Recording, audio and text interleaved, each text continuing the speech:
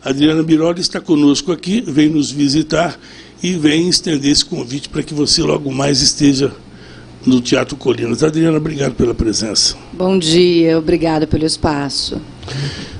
Não me diga não. Não! Como é que surgiu essa história do não? Então, na verdade, o Diogo, que está aqui com a gente, é o escritor do espetáculo. Eu estou há alguns anos procurando um espetáculo novo para lançar, entrar em cartaz e fazer turnê. E a minha grande dificuldade era achar um texto que tivesse um tema que eu considerasse relevante, um tema que eu gostaria de debater com o público, de trazer alguma questão. E eu não conseguia achar. Procurei bastante textos, mas não conseguia achar. E o Diogo deu a excelente ideia de falar sobre a dificuldade de dizer não. Ótima e aí sacada. eu disse sim! E convidei ele para dirigir o espetáculo. E a gente estreou há 2 semanas o espetáculo e a comunicação com o público é maravilhosa, porque, como você estava dizendo, ninguém gosta de receber um não. E as pessoas têm muita dificuldade de dizer não, porque algumas pessoas sabem dizer não para o trabalho, mas não sabem dizer para a família, ou sabem dizer para os filhos, mas não sabem dizer para os amigos. Então, todo mundo tem um problema em algum lugarzinho para dizer não na vida. Porque quando você diz não, você está desagradando o outro, né? Você não está indo de acordo com o que o outro quer. Ele te pediu uma coisa ou te fez uma sugestão e você negou. A negativa não é bem recebida. A gente não aprendeu a escutar e aceitar o não, né? E por isso a gente tem a dificuldade de dizer o não. Antigamente, também. o não para o filho em casa era o limite. Ó, isso você não pode fazer. Você não pode respeitar os mais velhos, você não pode agredir o seu coleguinha de escola. Enfim, o não era o limite. Hoje, os próprios pais estão deixando de dizer não para os filhos, né? Hoje pode tudo. Dizer não para o filho, eu acho que sempre foi um tabu, né? Uma dificuldade do amor. A dificuldade do amor traz essa dificuldade de dizer não para um filho, para alguma coisa que ele tem vontade. Mas o não é o limite, e a gente precisa crescer aprendendo a ter alguns limites, né? As crianças estão cada vez mais rápidas, né? Na educação, nos aprendizados. O mundo está muito rápido, né? Antigamente a criança nascia e passava 3 meses, que nem um charutinho dentro de uma mantinha. Hoje em dia, no 3º dia, já está de olho aberto, meio durinho no colo, né? Então, e com o celular na mão. Já com o celularzinho. Com 2 anos de idade, já sabe abrir o celular, assistir o próprio desenho, se conectar. Às vezes mais do que os pais, muito rapidamente, né? Mas, sem dúvida, a dificuldade de dizer não para um filho é um tabu enorme. Entender quando dizer o não, como dizer o não, acho que isso também é fundamental, sim. Né? O que a gente estava conversando antes da gente entrar no ar, que o não muitas vezes vem com uma justificativa para poder ser aceito, né? No caso da criança, por exemplo, que é o tempo todo indagando e desafiando pela natureza infantil do entender o mundo, tem que ter um não com uma justificativa, porque um não simples não faz entender o porquê das coisas, né? Pode, não. Mas por quê? Se você explica o porquê, não pode, porque é perigoso, você vai se machucar, a gente vai parar no hospital, e darararará, é uma coisa. Só o não é o suficiente para uma criança, mas jamais será. É muito difícil, né? Ainda mais nos dias de hoje. Qual é o segredo? Como é que você descobriu essa via cômica aí? Eu comecei muito cedo no teatro, com 8 anos, então eu tive muitas oportunidades para aprender o humor, né? Tem pessoas que têm o humor natural e tem pessoas que estudam o humor, né? Vamos falar de uma série que todo mundo, enfim, muito conhecida, que é o Friends. Um dos atores do Friends, ele não atuava nada natural.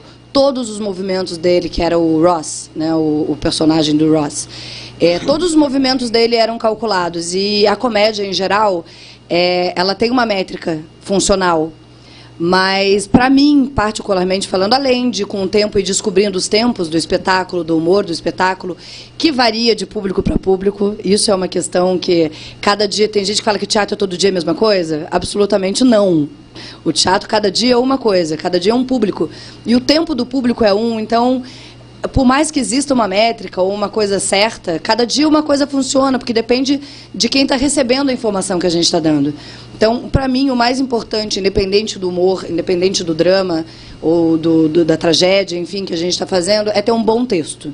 Eu acho que a matéria-prima da arte de atuar é o texto. Então, isso é para mim, né? O fundamental é ter um excelente texto, e para mim o teatro tem que fazer refletir. A gente quer sair, se distrair, relaxar, se divertir, mas eu acho fundamental, quando a gente faz teatro, é que tenha algo que faça o público voltar para casa com uma pulguinha atrás da orelha, que é o caso do Não. Todas as pessoas que assistem a peça, em algum momento, se identificam com o que o espetáculo está dizendo, com o que a minha personagem está dizendo, porque em algum momento aquilo te pega. E não quer dizer que você vai ficar neurótico com isso, não quer dizer que isso vá imediatamente mudar a sua vida, ou necessariamente algo do tipo, mas você vai sair do espetáculo para comer uma pizza depois e você vai ficar falando. Você vai falar, poxa, é verdade, eu tenho super dificuldade de falar não em tal caso, eu acho que eu sei dizer não, mas agora vendo a peça eu estou pensando que eu não sei muito bem.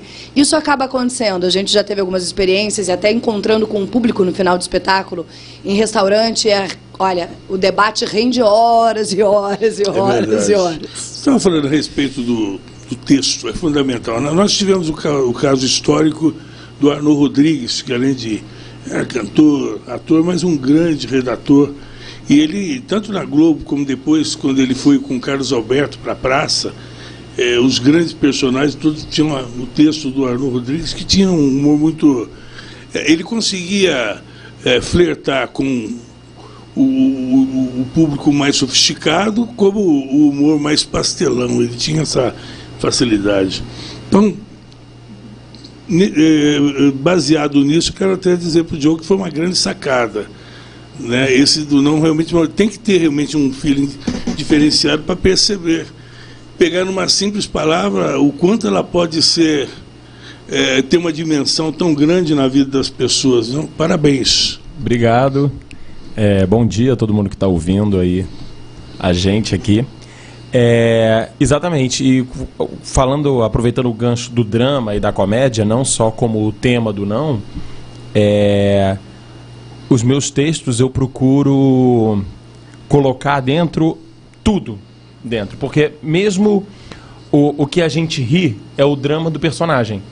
A gente sempre, eu costumo dizer no meu entendimento de comédia, que a gente ri da pessoa que se deu mal, né? Do palhaço que tropeça, do que toma a torta na cara, mais do que o que só quer tá ali e tentar ser engraçado. Porque a gente tem naturalmente o péssimo hábito de rir da desgraça do outro. Que a gente fala antes dele do que eu. Nós, um tombo na rua é muito engraçado. Exatamente. Né? Mas para a pessoa é um drama ainda, você entende? A pessoa não caindo, ela cai com o drama dela. A gente ri do drama. Então, a comédia e o drama, eles estão ligados o tempo inteiro. E a gente fala isso na peça, a gente ri do drama dessa mulher, ela está vivendo um drama da dificuldade. Eu vi uma vez no Jô uma entrevista da Hebe Camargo, né? A Lolita Rodrigues. Eu vi essa entrevista maravilhosa. Não, e elas falando do lance do enterro, do velório. A pior coisa que tem é você ter vontade de rir em velório. Você pensou que situação. E às vezes você vê uma pessoa com uma roupa engraçada, né? Ou uma pessoa que chora fazendo um ruído estranho. E aí você tem aquela.